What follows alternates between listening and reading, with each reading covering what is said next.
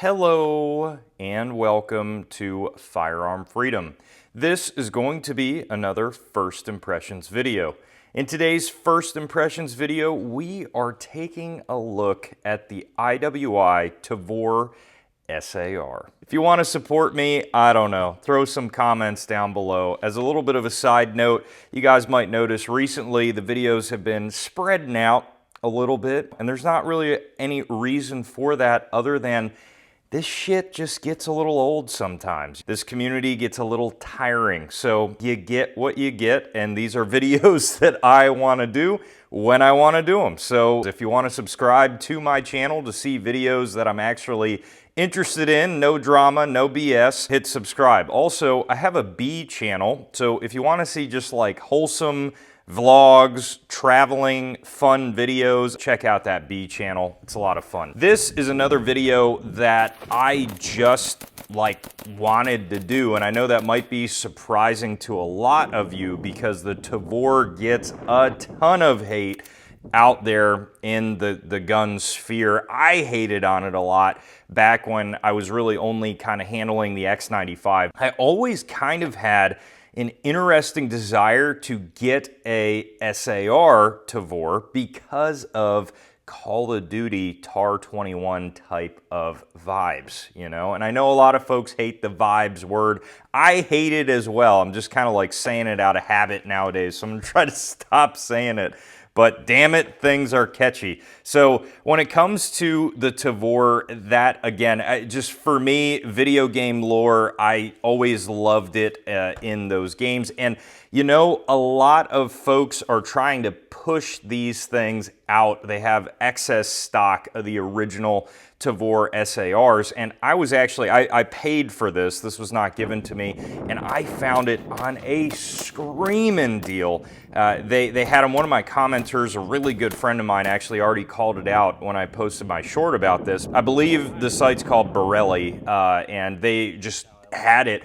I'm not even kidding you guys, 1,000 flat. So that, like, I saw that and I was like, I mean, I don't know. I've never, like, I just kind of had to pick it up. I've always seen these. I would never pay like $1,500 for one plus. It's just not something that would interest me to that level. But for that price, brand spanking new, not used, I was like, geez, I might have to scoop it up. And you guys might know, but I already did a video on the Steyr AUG. Again, I enjoyed the look of the AUG, and it actually ended up being a pretty good bulb up. And I was always like a little adverse to bulb ups, and then all of a sudden I'm like picking them all up. So I had the AUG recently. Now I have also the TAVOR SAR, and I have plans of getting, God, I hate the name, but a Hellion in the future. I'm just calling it the VHS, and more specifically, Springfield dropped the 20-inch version with the cool ribs on the barrel, and it's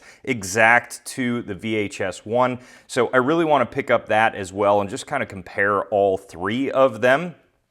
And I'm going to say some things about the TAVOR here that I know will probably anger some folks, but it is what it is. It's all my honest opinion.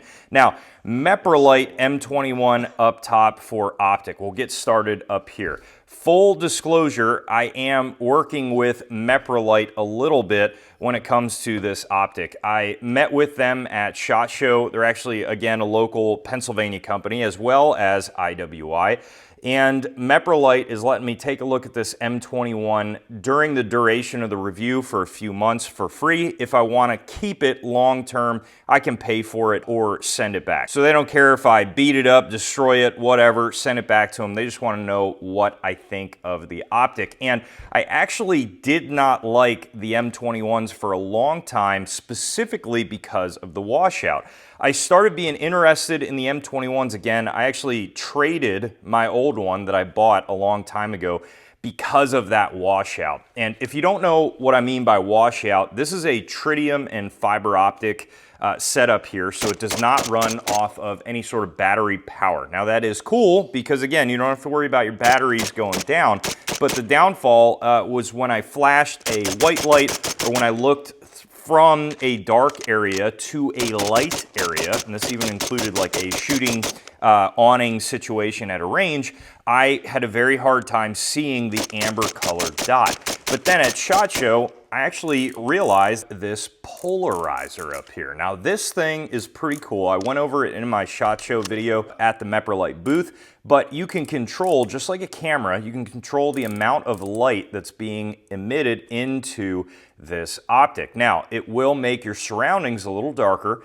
However, it is going to allow you to basically get rid of that washout feature. So what I've been doing is, if you can keep it at kind of like a middle ground light option, it does a really good job of minimizing that washout. You can pick these up for like 70 bucks, so they are out there. I like running the kill flashes on these, not because I'm worried about glare, but more specifically, it just acts as a little bit even more protectant to the lens itself. On a Tavor, it's just kind of the optic to go with. It's just what the whole setup looks best with. The Tavor does do a really good job having flip-up irons built into the pick rail. I really like that feature. I've always liked that back in the day of seeing these things pop into the gun shops that I worked at. It's just nice that they're in there, ready to go. You have your front sight and your rear sight, so if you don't have an optic, you don't have to buy irons. And these are pretty good iron sights. It's not anything to write home about, especially in the rear, but the fact that it's flipped down, you don't have to use it, you can mount something directly over it, is what I would consider nice. I did not want to mount over my front sight. I like the ability to continue to use that, and I wanted to just kind of utilize the rail space that was already given to me. So you do have a 45-degree offset pick rail on the front side of the Tavor, and then you, of course, have a full-length pick rail on the top, charging handle on the left-hand side, and that is, of course, non-reciprocating, but you do want to be able to fully get to that. So I decided to mount my Streamlight. This is a ProTac, the HLX variation. I wanted to mount the pressure pad up top, and you can see I've kind of like tucked my wire underneath the pick rail section here, and then just mounted it with the standard Streamlight pick rail mount there, and it's actually really easy to get to from either side. I have no issues. You do have to have a little bit of a reach with the thumb to get up to the light, but it's totally doable. I don't have any concerns or complaints there, so that's excellent. There's a lot of different aftermarket forends for the Tavor SAR now. You can get like M-LOK sections and a lot of other things. For me, that had no interest. I wanted to keep this kind of to the original specs, if you will. And originally, I really wanted the OD green one, but that was just not the one that was on sale, so it is what it is. But I like the look of this handguard. I don't actually mind it at all. They have a lot of cool like light capable ones, and I would have to check, but I think there is something for accessories that you can put on the bottom of this. I just don't know for sure, but I really like the overall compactness of this setup here. And of course, this is a 16-inch barrel. There were some complaints about this with the first Tavors. There is no really guard up here by the trigger. So if you're not careful, you can sneak your hand up too high and of course not be able to reach the trigger.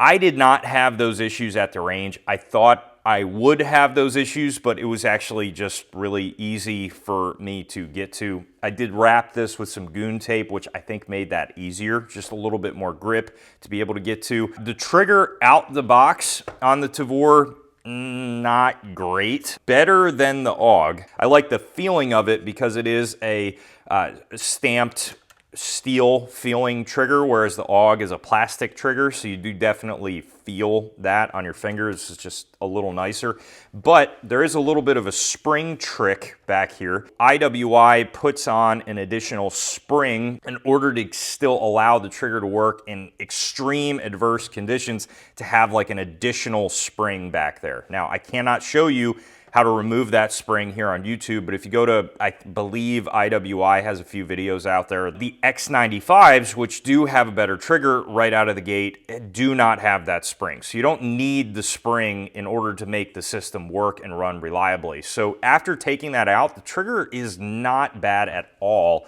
on this Tavor. I'll try to ghost it with you here. You do have a good bit of squishy take-up. That's on every bulb up, but once you get through that, you got a nice brake, surprisingly nice brake, I will add.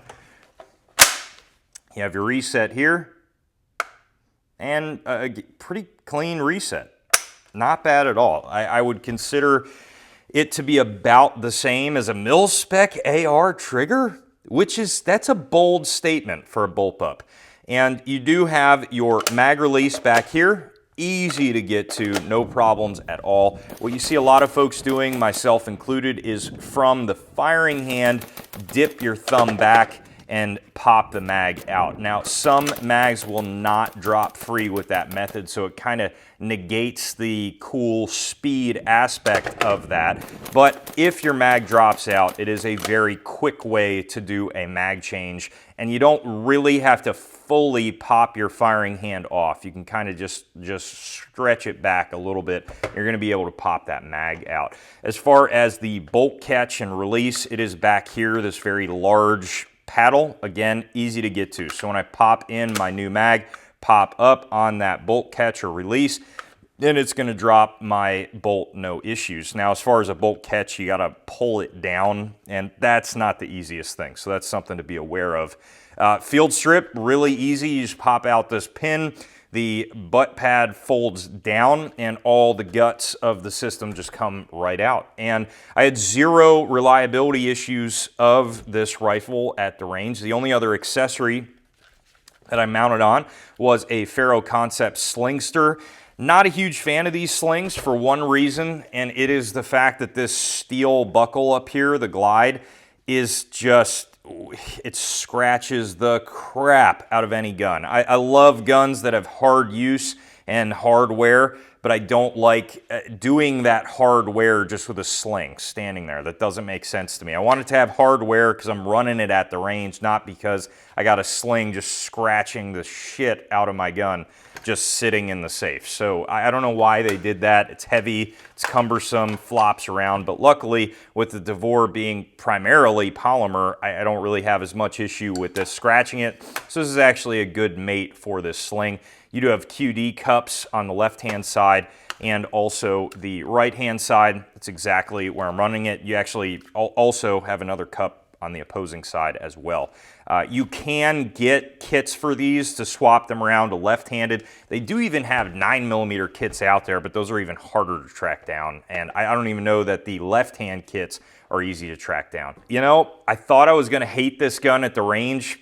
I really liked it. I didn't even wanna like it, to be honest with you, because I knew I was gonna get hate for liking it, but it is what it is. I'm not gonna lie to you guys. It's a great shooting gun for me. I like, for bullpups, I've handled the VHS one, and I've also, of course, owned and have shot and handled the AUG. The AUG, out of the three right now, I haven't shot the VHS. That's why I really want to buy one, but depending on shooting the VHS, the AUG would be on the bottom. I don't know where the VHS is going to be, but the Tavor SAR, man, it would be on the top end of bullpups for me. And I know a lot of people are like, oh my God, they're just awful. They're just total crap. You're just shill for IWI. I bought this, so I don't like the X95s as much. I would probably not buy an X95. The SAR just has a cool factor for me, and it also shoots really well at the range. I found that rapid fire was very easy to maintain control of the gun. A lot of bullpups kind of have a weird like pattern when you start rapid fire on them, and this was very controllable, and also the trigger was excellent, so I had no complaints there. Brass ejection pattern did not feel like it was going like into my eye like it does on the AUG, so that was kind of cool. Length of pull, very compact, easy to shoulder up and have constantly in my workspace. I didn't really need to take the rifle out of my shoulder at all. And I also felt that for like home defense setup, it just kind of, it's a great little package. And honestly, I might throw this somewhere in the house and have. Now, I just had the standard bird cage on here. It is accurate that these things don't suppress that well. Can you suppress them? Yes.